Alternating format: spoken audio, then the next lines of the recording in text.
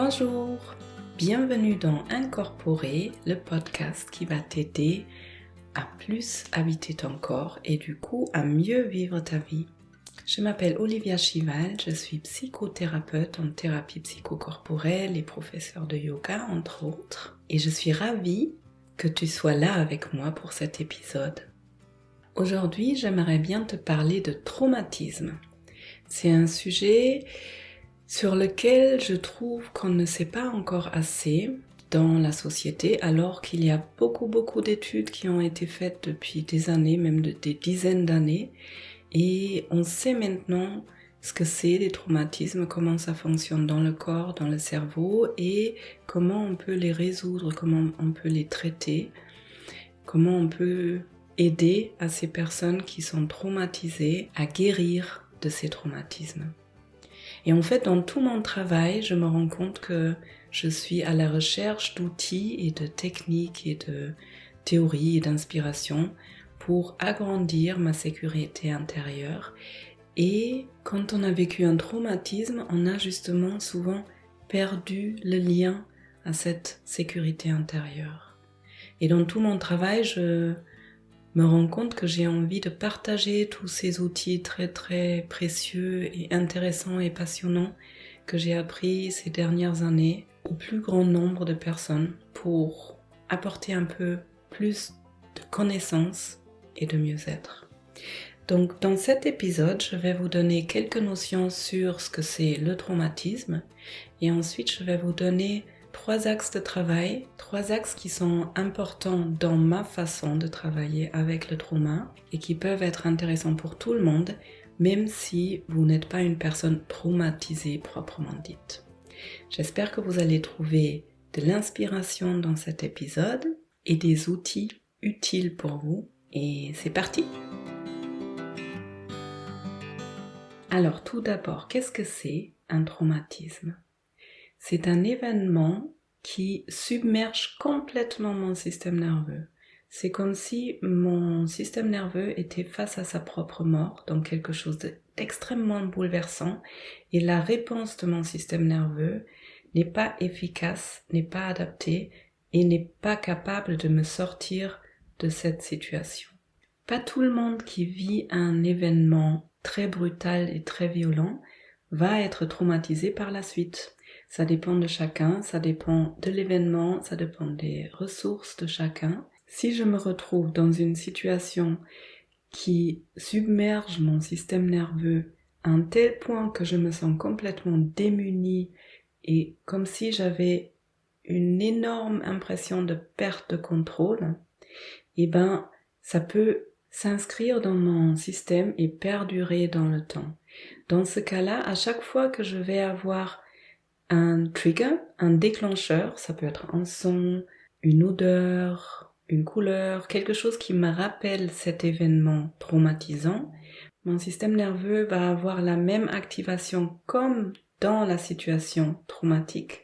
En fait, les mêmes processus vont se mettre en route et vont être tronqués toujours au même moment. Je vous donne un exemple concret. Par exemple, je suis dans la voiture, je roule vite et je fonce dans un arbre.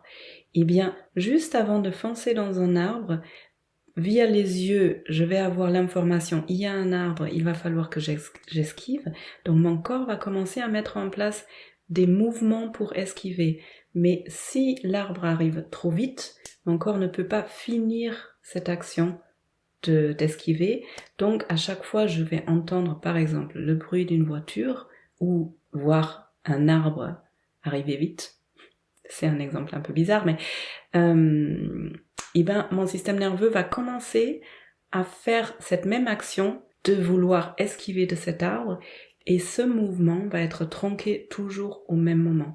Ça veut dire que je vais avoir les mêmes symptômes comme les sueurs, le cœur qui bat plus vite, la respiration qui est accélérée ou carrément coupée, des frissons sur tout le corps, du froid, plein de sensations physiques, somatiques, et qui du coup peuvent m'empêcher à vivre une vie tranquille parce qu'à chaque fois j'entends le bruit d'une voiture, ça recommence et c'est toujours arrêté au même moment.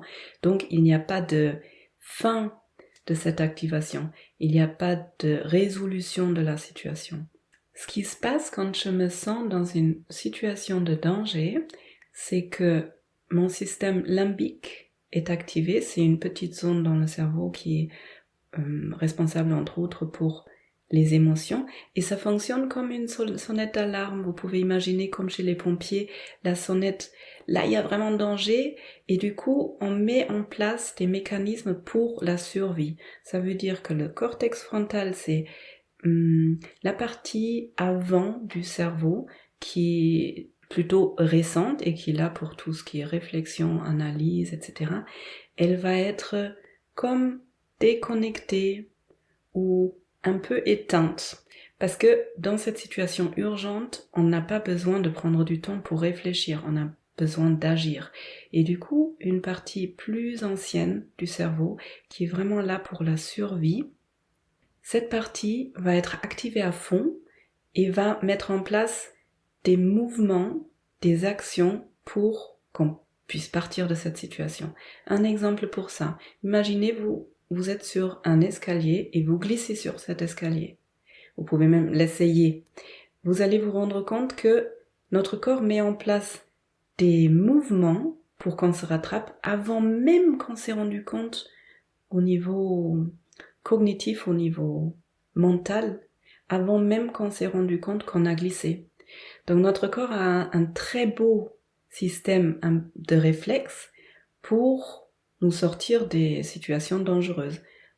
On arrête de réfléchir et il y a quelque chose, un mécanisme qui se met en place automatiquement pour nous rattraper, pour nous sortir de la situation dangereuse.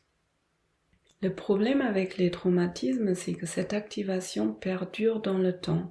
Donc pour les personnes qui sont traumatisées, c'est presque comme si cette situation, elle se répétait éternellement. Et ça peut amener à une activation du système nerveux fréquente ou à ce qu'on appelle la dissociation. Je me coupe, je n'agis plus du tout, presque je sors de mon corps, je ne suis plus vraiment présente. Le thème de la dissociation, il est vraiment très très vaste, mais c'est un peu comme si je voulais m'extraire de la situation. Et dans la vie quotidienne, ça peut être par exemple des personnes qui perdent du temps, qui s'assoient sur le canapé et quand ils regardent la montre, ils se disent « Oh, mais ça fait 3 ans que je suis assise sur le canapé et je ne me suis pas rendu compte. » Bon, ça c'est tout un sujet à part, mais j'espère que vous voyez un petit peu le mécanisme des traumatismes. Le terme traumatisme est très vaste, donc il ne s'agit pas uniquement des événements très brutaux et très violents. En fait, c'est pas forcément l'événement qui va faire que je suis traumatisée, c'est plutôt mon vécu. C'est vraiment comment mon système nerveux perçoit la situation. Il y a des personnes qui vont être traumatisées alors que de l'extérieur, c'est une situation qui semble, pour quelqu'un d'autre, anodine.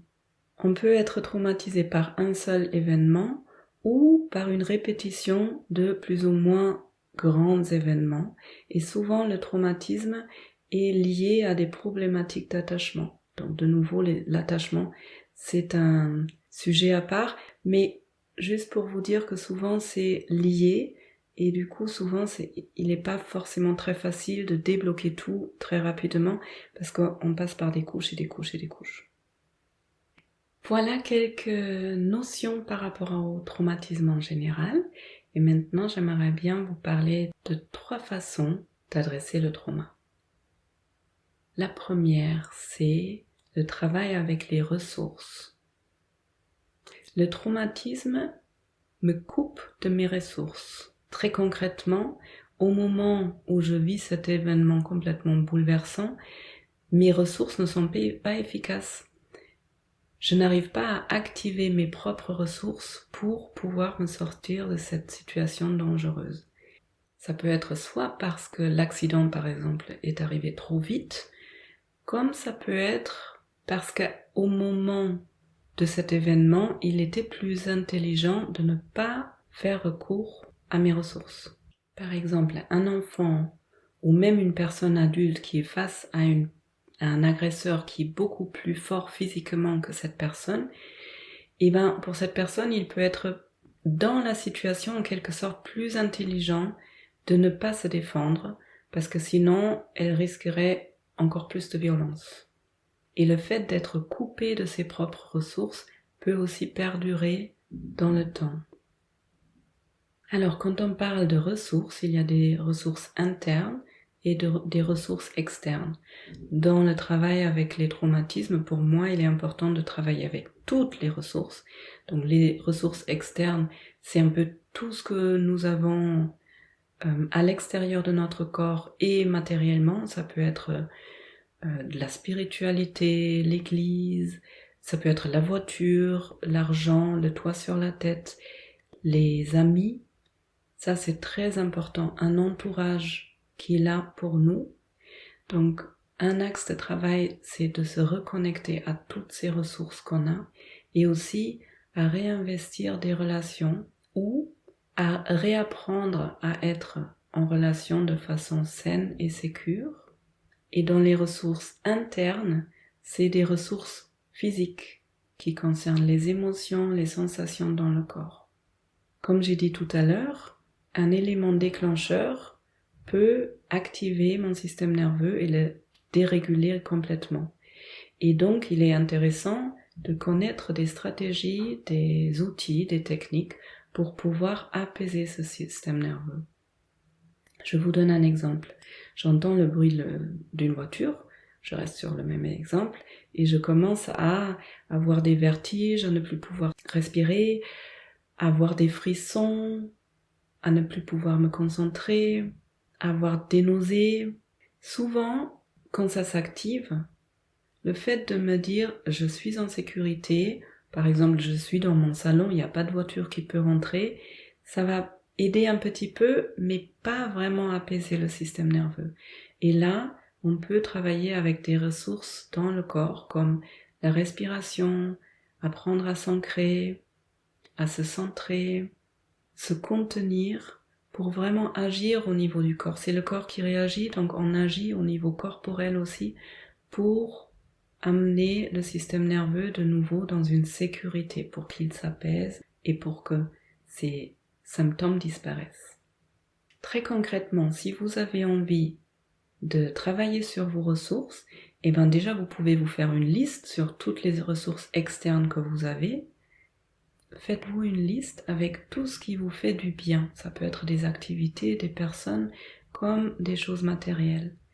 Et puis pour les ressources internes, vous pouvez apprendre des techniques de respiration, par exemple, inspirer sur 4 temps, expirer sur 8 temps. Allonger l'expiration, ça apaise vraiment le système nerveux. Quand vous marchez, vous pouvez porter votre attention dans les plantes de pied pour vous ancrer. C'est des petits exercices comme ça qui peuvent changer beaucoup de choses. Et si vraiment vous avez l'impression que c'est trop difficile d'adresser le corps, eh ben cherchez-vous quelqu'un avec qui vous pouvez travailler, une personne qui est spécialisée dans les traumatismes. La deuxième façon de travailler, d'adresser les traumatismes, c'est ce qu'on appelle en anglais processing. Je traduirais peut-être en français avec processer. C'est permettre au corps de se défaire lui-même des blocages et des tensions. Pour vous illustrer ça, j'aime bien raconter une histoire. En fait, vous pouvez vous imaginer une antilope qui court dans la steppe et qui court très vite parce qu'elle est parcourue par un lion qui veut la manger. Donc vous pouvez imaginer que cette antilope va mettre toute son énergie dans cette course. Elle est vraiment en mode urgence survie pour pouvoir échapper au lion. Maintenant, on s'imagine qu'elle a réussi à échapper au lion. Le lion, il a disparu. Donc cette antilope ne va pas tout de suite rejoindre son troupeau. Cette antilope, elle va d'abord se mettre dans un endroit où elle est en sécurité et son corps va commencer à trembler. Il y a des études là-dessus, donc j'ai pas les chiffres en tête, mais le temps qu'elle laisse son corps trembler est vraiment en relation avec le temps où elle a couru. Donc par exemple, elle a couru pendant 10 minutes et ben son corps il va avoir besoin de trembler pendant, j'en sais rien, 6 minutes. Et ça, c'est pas quelque chose que l'antilope fait consciemment. Elle va pas demander à son corps de trembler, elle va le laisser trembler. Nos corps savent se défaire des tensions qu'ils ont accumulées si on les laisse faire. Malheureusement, nous les êtres humains dans notre société, je pense qu'on a pas mal oublié toutes ces ressources qu'on a à l'intérieur de nous. Et si cette antilope tremble pendant ces 6 minutes-là, ça va s'arrêter à un moment donné, et puis elle va lécher ses blessures, et ensuite elle va retrouver son troupeau. Et elle ne va pas être traumatisée par cet événement quand même ultra violent. Eh bien, vous avez peut-être remarqué que quand vous vivez un événement très choquant, qu'après votre corps se met à trembler. Moi, ça m'est arrivé plusieurs fois. Je pense par exemple à un accident de ski où je me suis vraiment bien blessée au niveau du genou. Bon, il faut dire, c'était froid là où j'étais en train d'attendre l'hélicoptère, mais mon corps, il a commencé à trembler et c'était pas seulement le froid, c'était un gros tremblement. Et les personnes qui sont venues me secourir, ils étaient au courant, je pense qu'ils étaient formés, parce qu'ils m'ont demandé de laisser faire, ils m'ont rassuré là-dessus. Et ça, je trouve ça vraiment important, que les personnes qui sont dans le secourisme soient informées et peuvent mettre la personne en confiance. Parce que franchement, ça peut être très très étrange et ça peut être angoissant de sentir que notre corps fait un truc qu'on ne contrôle pas. Et quand on peut être là avec cette personne qui tremble parce que son corps est en train d'évacuer un choc émotionnel ou physique, ça peut vraiment permettre à ce qu'il n'y a pas de traumatisme qui va rester dans le système. Dans le travail avec les traumatismes, je vais amener les personnes progressivement à se remettre en contact avec les sensations dans le corps, parce que quand on est vraiment en contact avec les sensations, on peut commencer à sentir quand le corps a besoin de se défaire, de se libérer des tensions, par des tremblements, par des mouvements incontrôlés, involontaires. Ça peut être difficile et angoissant, donc pour ça, je pense que c'est bien d'être accompagné aussi. La troisième façon d'adresser un traumatisme, c'est de réorganiser des réponses défensives. Un traumatisme est par définition une transgression de nos limites, quelque chose où quelqu'un transgresse les limites que nous avons. Et souvent, notre corps a essayé de se défendre et ce n'était pas efficace. Ou le mental a inhibé cette réponse défensive, autrement dit, il était plus intelligent justement de ne pas se défendre, et donc notre mental a obligé notre corps à ne pas réagir. Et du coup, ce qui peut rester, c'est même des croyances du genre « je n'ai pas le droit de dire non »,« je n'ai pas le droit de me défendre ». Et ça peut rester au niveau cognitif, donc au niveau de mes pensées, dans des croyances, comme ça peut rester vraiment inscrit dans le corps, comme les bras qui tombent, il n'y a pas d'énergie dans les bras, il n'y a pas de force dans le corps, et une incapacité de se rendre compte de ses propres limites. Et ça peut être aussi un sentiment d'insécurité si je dis non, ou une impression que c'est pas bien de dire non. Ou dans l'extrême, ça peut être aussi le fait que je ne ressente plus du tout mes propres besoins, que je sois vraiment coupée de toutes mes émotions et de toutes mes sensations. Ça d'ailleurs, c'est possible aussi quand on a vécu beaucoup d'expériences difficiles et qu'on a appris que tout ce qu'on ressent dans le corps est négatif et désagréable, et ben du coup ça peut être plus facile de juste ne plus rien ressentir. Le travail avec les limites, c'est un de mes sujets préférés parce qu'on arrive tellement bien en séance et même en séance de groupe à travailler là-dessus. Donc tout d'abord, il est important de se reconnecter à ses propres sensations physiques Parce que les limites, c'est vraiment notre corps qui les ressent. Notre mental, il ne peut pas savoir ce qui est bien pour nous et jusqu'à quelle distance je peux m'approcher de quelqu'un ou quelqu'un a le droit de s'approcher. C'est vraiment notre corps qui ressent de quoi il a besoin. Et ensuite, il y a plusieurs belles techniques pour recommencer à se connecter à ses propres limites. Par exemple, quelque chose que vous pouvez faire, c'est sentir votre peau. Notre peau, c'est une vraie limite entre l'intérieur de notre corps et l'extérieur. Donc, bon, chaque personne est différente, donc faites ce que je vous propose seulement si c'est agréable, parce que chaque personne est tellement complexe qu'on ne peut pas avoir une recette pour tout le monde. Si c'est désagréable, juste ne le faites pas. Mais vous pouvez essayer de frotter votre peau sur tout votre corps ou de tapoter pour prendre plus conscience de cette limite. Pour prendre conscience qu'il y a une vraie limite, il y a quelque chose entre l'intérieur de moi et tout le monde extérieur.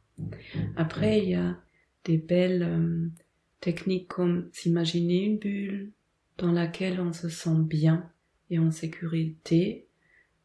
Si vous voulez faire cet exercice, vous pouvez prendre un moment, imaginer une bulle et vraiment l'imaginer dans tous les détails. Quelle texture elle a cette bulle? Quelle couleur? Est-ce qu'elle est transparente ou pas? Elle est faite de quelle matière? Quelle taille elle a? Est-ce qu'elle est ronde? Est-ce qu'elle est carrée?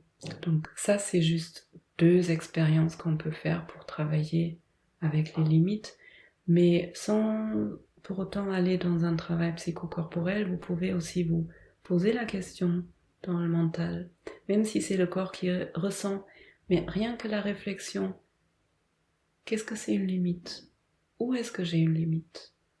Et puis après, quand je vous ai dit réorganiser des réponses défensives, c'est via le corps vraiment retravailler la force dans le corps, dans les bras, dans les jambes, réapprendre aux personnes de se défendre. Donc ça peut être par l'acte de pousser par exemple contre un mur ou de se reconnecter à sa propre force, à sa propre capacité de se défendre et du coup progressivement à réapprendre à dire non et du coup à augmenter sa propre sécurité intérieure. Voilà, je vous redis les 3 façons de travailler avec le traumatisme, 3 entre plein, certainement, mais 3 qui sont importantes pour moi. Donc premièrement, travailler sur les ressources, agrandir les ressources, trouver des ressources physiques dans le corps pour pouvoir apaiser le système nerveux, pour pouvoir agrandir le sentiment de sécurité, pour réapprendre au système nerveux qu'il peut être en sécurité et qu'il n'est pas tout le temps dans un état d'urgence et de survie. Deuxièmement, processer, laisser le corps la possibilité de se défaire des blocages, des tensions qu'il a à l'intérieur, qu'il peut avoir à l'intérieur, via des mouvements, des tremblements, etc. Et troisièmement, réorganiser des réponses défensives. Donc réapprendre à ressentir mes limites, à défendre mes limites, réapprendre à dire non, réapprendre à ce que ça peut être sécure de dire non. Les limites, c'est tout un sujet très vaste, mais souvent aussi on peut avoir l'impression, bon, ça c'est en lien avec les troubles de l'attachement plutôt, de ce qu'on a appris dans sa famille d'origine, mais on peut avoir l'impression, mais si je me délimite de quelqu'un d'autre, c'est que je me coupe de la relation à l'autre. Et en fait, c'est le contraire. Parce que c'est à partir du moment où chacun peut vraiment être soi-même avec une limite entre les deux, qu'à partir de ce moment-là, je peux être en relation saine et en relation du coup vraiment intime et sécure avec l'autre personne. Voilà, mais j'ai l'impression que ça c'est encore un autre sujet. Voilà, j'ai plein d'idées d'épisodes de podcast. N'hésitez pas à me faire part de ce qui vous intéresse aussi.